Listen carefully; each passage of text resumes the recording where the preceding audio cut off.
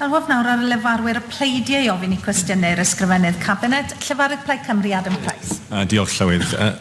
Cabinet Secretary, in November last year, you told the Economy, Infrastructure and Skills Committee that the First Minister has said he expects the economic strategy to be with him by the spring of 2017. Earlier this year, you said in plenary that you had to wait until the UK's industrial strategy had been published in January. On February the 8th, a government amendment to debate on the economy noted the Welsh Government's plan to publish a cross-cutting strategy to support economic growth later in the spring. The First Minister on May the 16th, in response to a question by David Rees, said, "We intend to publish our strategic approach to building prosperity for all before the summer recess." And finally, just a couple of weeks ago, Cabinet Secretary, on July the 3rd, at the External Affairs Committee, you said you would publish this strategy in this term. Cabinet Secretary, this is the last day of term. Where's the strategy? I'm pleased to be able to inform the member that the cross-cutting strategy, Prosperity for All, was approved by Cabinet this week. It has been completed. It will be published early in the autumn upon return of this Assembly. And over the summer we will be engaging in extensive stakeholder engagement programme to further refine the work that may stem in action after the strategy has been published.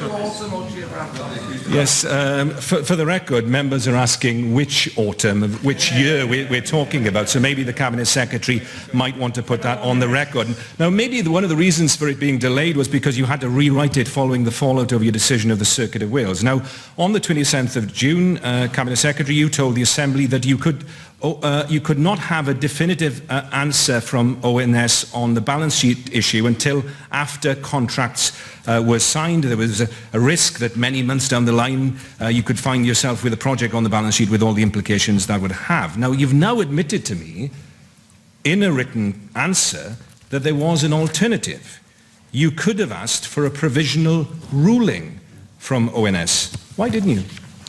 Can I first of all thank the member for his good humour, this being the last opportunity that he will have in this current term to question me. Can I also thank him for the 12 months that we've had of grilling and probing and having me on the rack, during which time we have disagreed on a number of occasions, but I hope we have been able to agree on a number of subjects as well. I recognise the member's deep belief in the Circuit of Wales project, and I also recognise his disappointment that we were unable to support it. It would have been wholly irresponsible to have taken it forward on the basis of the risk that was presented. Provisional, and in terms of the point that the member makes, provisional advice on potential developments can be sought from the ONS, but that should only be when contractual documentation is in a near final form and following a decision in principle to offer government support. Well, Cabinet Secretary, your government did ask for a provisional ruling from ONS when you made a decision in principle on your own government's mutual investment model in October 2016. And furthermore, isn't it true, Cabinet Secretary, that ONS has also got provision for policy proposals which are not at a near final stage?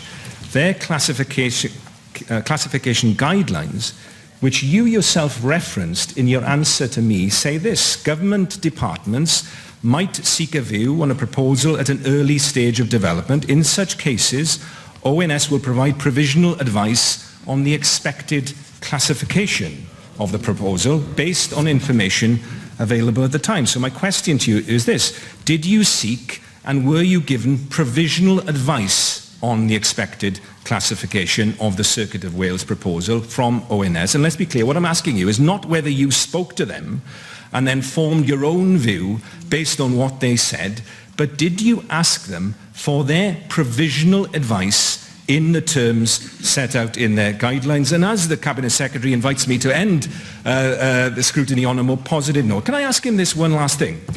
If out of the rubble, the Circuit of Wales project was rescued by the local authorities in the city region, with the prospect now, of course, of Formula One being a possibility as well, and the Welsh Government were asked not for their money, but for their blessing, would you welcome the project being salvaged in this way?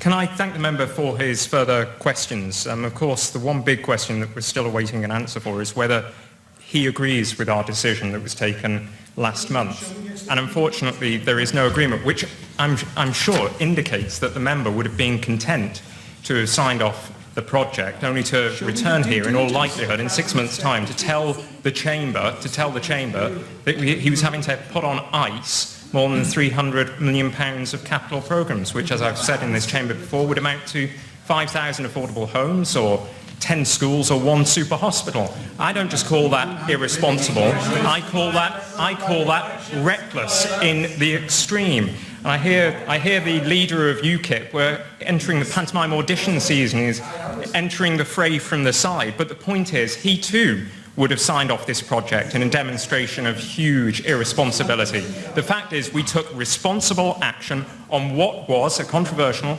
subject which did fire up passions and beliefs in the valleys, but we are now moving on with a clear vision for the heads of the valleys, and we will deliver. The people of Ebbw Vale, of Blaenau Gwent, and the heads of the valleys have waited long enough. We are here to deliver, and we will do just that. You didn't answer the question.